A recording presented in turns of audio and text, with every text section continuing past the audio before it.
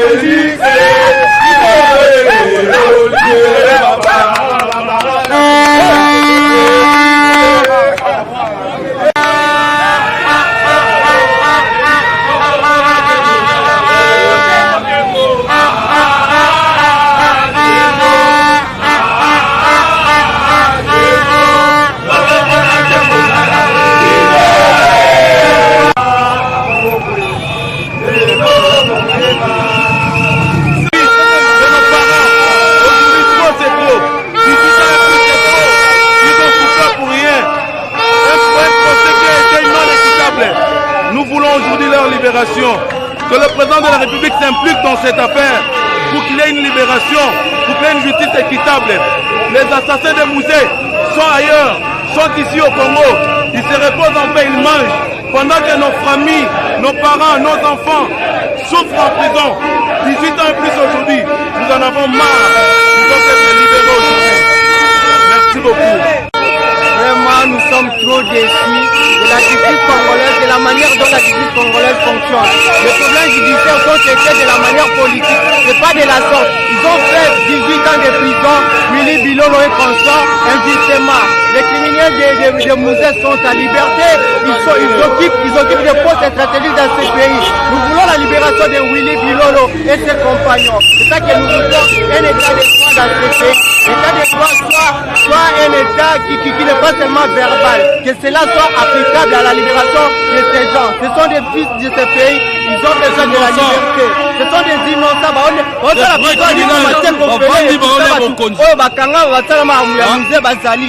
Nous voulons la libération de Willy Bilolo. Moi, c'est l'enfant de suicide. Il y a 18 ans, en prison. Ma façon de vivre, tu es habité au Kanga, va salaire, va vrai criminel, botiki bango, va vendre à sala. Nous voulons la libération. Un pays dédié au Christ, toi. Aujourd'hui, na droit ya kolandela yango pe osala la justice moko valable.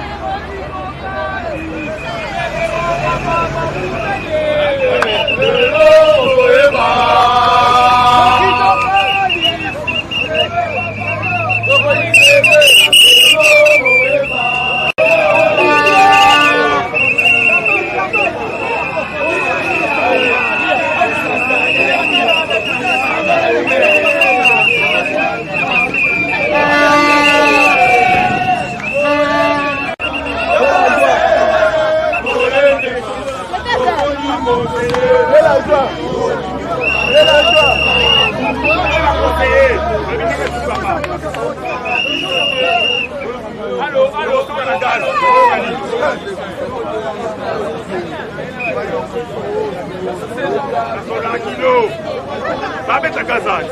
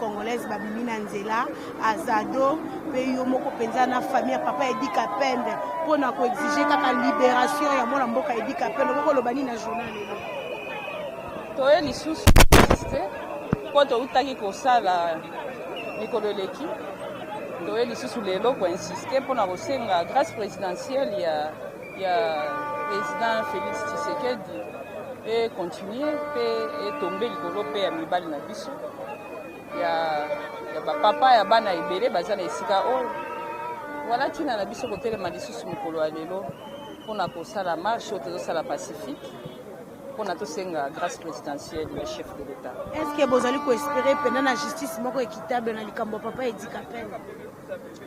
Toza koespere na justice équitable na kotala nouveau chef de l'état oyo toza na ye aza kotelemela mingi justice et puis aza kotelemela réconciliation.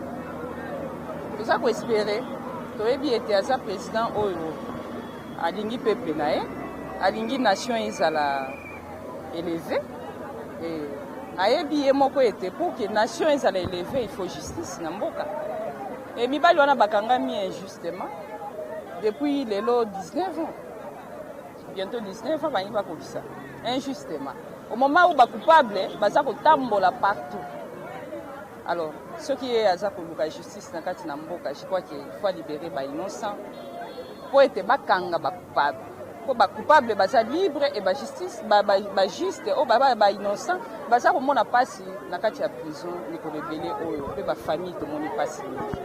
Voilà pourquoi totelemi mpona kosala marche toza na espoir mpe toza koespere makasi na nzambe ya kosala soki natali discours ya chef de l'état ou bien prière asalaki le 23 na stade de martyr soki nakangi na moboko moko nazomona apesi mboka na maboko na nzambe aza donc kodécréter oyo ezali puissance na nzambe na mboka oyo mpe prière eza na mboka oyo mboka oyo etambwisama na nzambe alors prière eza nini soki eza vérité prière eza nini soki ezali justice te prière eza nini soki ezali amour te bato wana bakangami mpona mensonge alors il faut vérité eyebana vérité eza kobimisa bango bakangami injustement il faut justice ezala appliqué mpe bakangami mpona bahaine na bato il faut amour ezala appliqué yango lokola ye asengi prière puissance ya nzambe elingi koloba ete eza eloko moko te eza amour justice mpe vérité yango wana tolingi tomona yango ekokisama ezala en pratique ezala kaka en théorie te.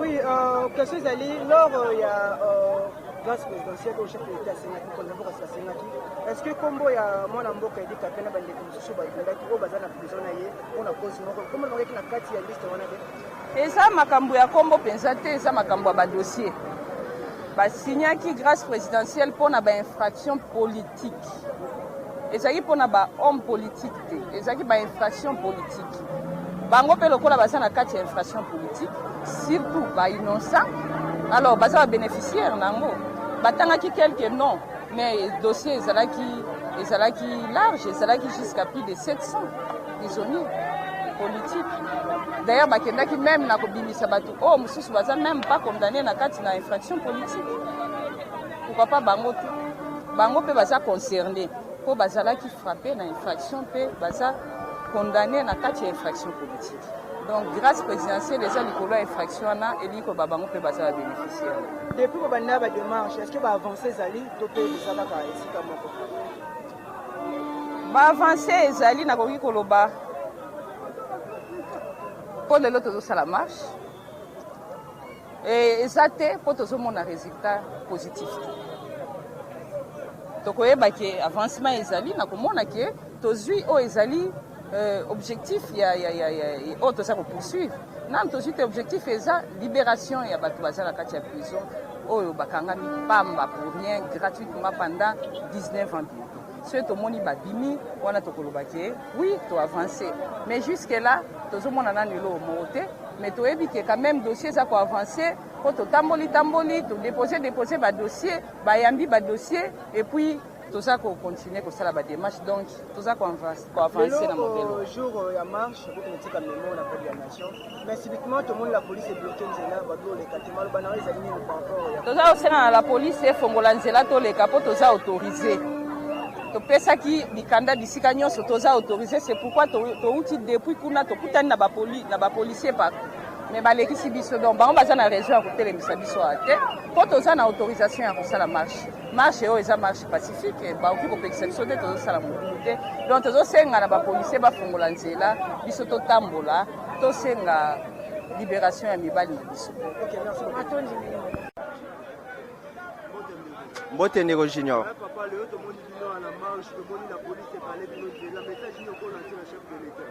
Ben, la police n'a biso à chaque fois ça la biso comme makambo auto satana na ngote. Au lieu d'assurer sécurité à peuple, bango ba assurer sécurité, bango ne ba première personne à insécuriser biso. Toye marche na biso to kotsa ibalette il pas gouverneur depuis longtemps. Amoni accusé de réception paysanne, mais subitement to komi to koti triomphal, ba policier ba intercaler biso. Notre grande chance est que herbe intercalé biso chef de l'état pe aleki amoni biso ne to marcher parce que c'est une marche pacifique. To marcher pour un but, to marcher pour une cause. Cause na biso est que ba libérer bande konabiso o ba na prison, Willy Bilolo, Edi Kapen, Papa Nono, Papa Muzima, Papa Mutindo et les autres. Ben, ba na prison il y a 18 ans injustement. Yango to na posé à état de droit na mboka o, état de droit au chef de l'état Antoine Félix Aoloba. Il faut pérenniser la libération ya bande konabiso o baza détenu injustement pendant 18 ans. À Monibiso, nous attendons une bonne suite de sa part. Tata Mokonzamboka, tala bande konayo ba congolais ba nyokwami na boloko il y a 18 ans. Tata yokela bango mawa, ba na droit ya liberté. Babima parce que bah la prison à l'ipamate qu'on fait vraiment pesa bango libération la grâce présidentielle na yo il y a 30 juin oyo bazala libéré bazala vraiment libéré ba bandeko na to marché pona bango et puis pona bandeko nyonso o baza arrêté injustement vraiment tata mokonzi mboka sala pona bango.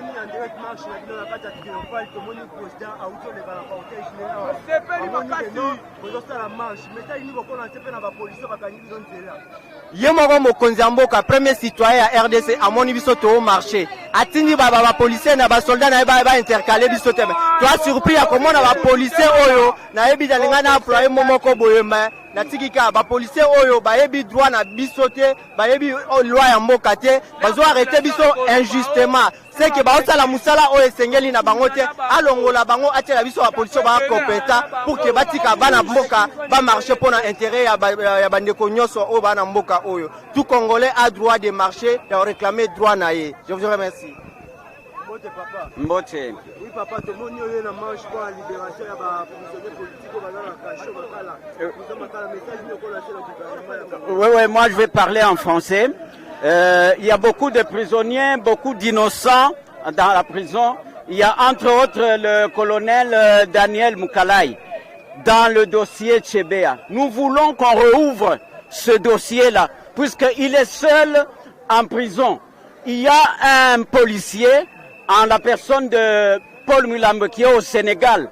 Jusqu'aujourd'hui, il demande qu'il revienne ici pour qu'on rouvre le dossier, mais on ne veut pas ouvrir. Voilà pourquoi nous marchons aussi pour qu'on libère le colonel Daniel Mukalai, puisqu'il a fait 9 ans en prison pour rien, puisque lui n'a pas tué. Ceux qui ont tué, ils sont connus. Et le gouvernement qui est parti connaît les coupables. Nous voulons qu'on libère le colonel Mukalai et qu'on prenne les coupables qui sont connus. Le gouvernement le connaît, même le gouvernement sénégalais le connaît très bien. Voilà.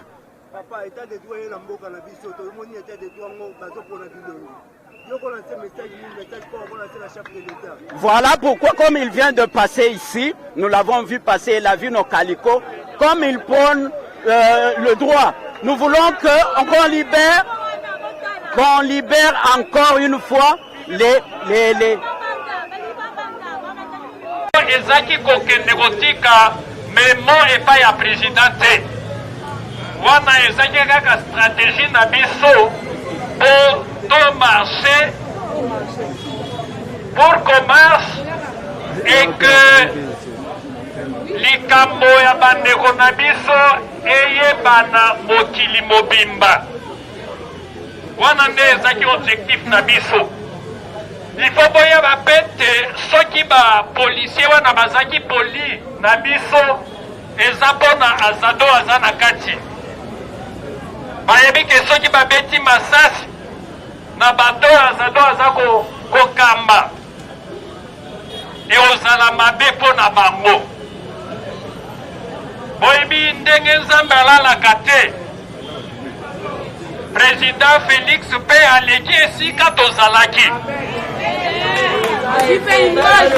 atangi mpe bakaliko na biso ata soki atangaki te akotuna bango bato wana bazaki pembeni ya palais du peuple bazaki koluka nini bakokosa ye te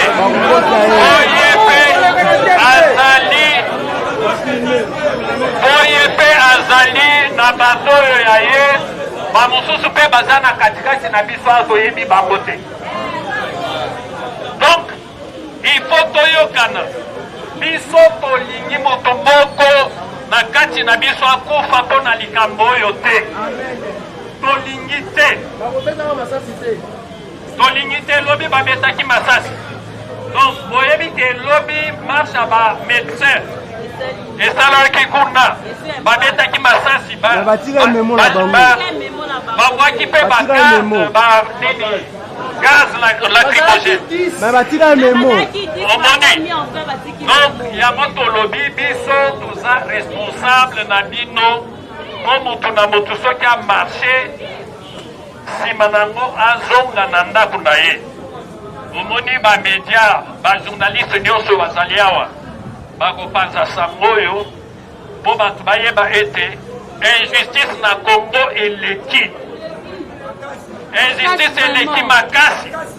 toza pe ya kosilika po tomoni ke bakonzi oyo tozokomela bazali kopesa eyano oyo esepelisi biso te yango tosali marshe ezali marshe na biso ya suka te po ifo likambo oyo eyebana bato nyonso bakota na kati ya lisanga na biso oyo ezala likambo ya Kongo mobimba yango tolobi ke bandeko oyo bazaki kosenga tokende kaka epai ya Félix baza na raison na bango me biso na stratégie na biso ezalaki likambo oyo eyebana Kongo mobimba na esika oyo nazoloba na ntango oyo nazoloba Kongo mobimba yebi deja ke bandeko songolo batambolaki lelo basengaki libération edika pene na bandeko na ye na baninga na ye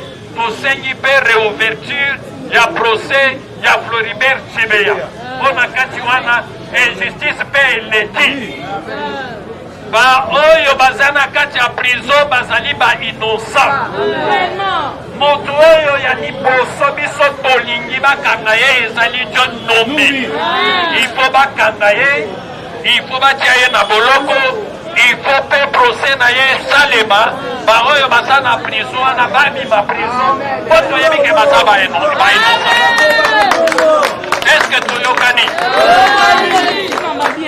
donc topesi bino merci mingi na kombo ya Azado na kombo ya ndeko na ngai Emmanuel mpo na marshe ya lelo tosengi mutu na mutu azonga na ndako na ye azonga na ndako na ye tozala na boboto tozala na kimia sikoyo nalingi napesa mwa maloba na ndeko na ngai oyo ye ayebi lingala mingi Serge aolobi na bino mwa muke na oyo etali solidarité ifo ezala na kati na biso merci Mwana mboka